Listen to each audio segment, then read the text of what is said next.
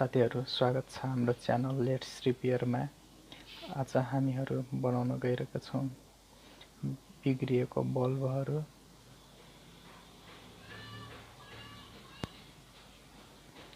साथीहरु यो बल्ब बलिरहेको छैन, सबभन्दा पहिले खोल्नुहोस् यसलाई।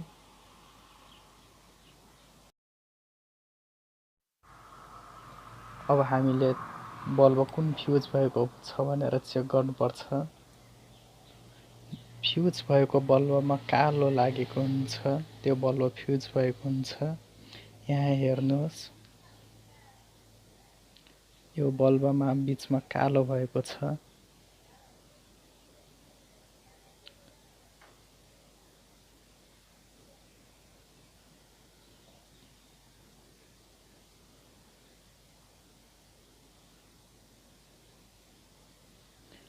अब यो बल्बको प्लस र माइनस जम्पर गर्नुपर्छ।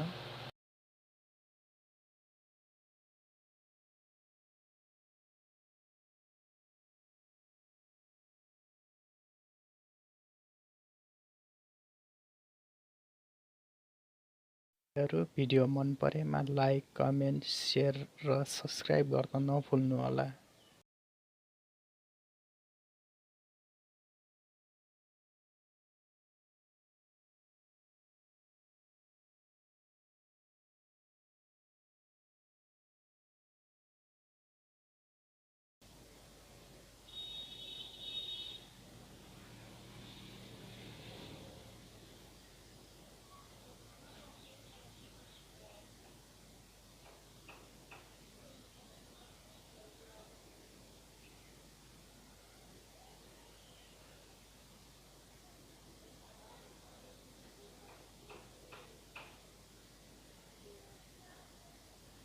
यसरी दुवै खुट्टा जम्पर गरिदिनुस्।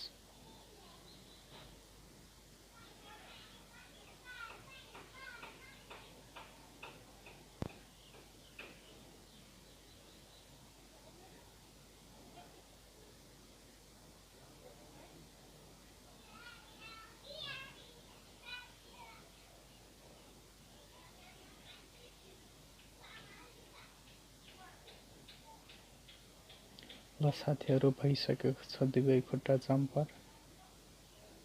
अब चेक गरौँ। हेर्नु साथीहरु, बल्ब बलिसकेको छ।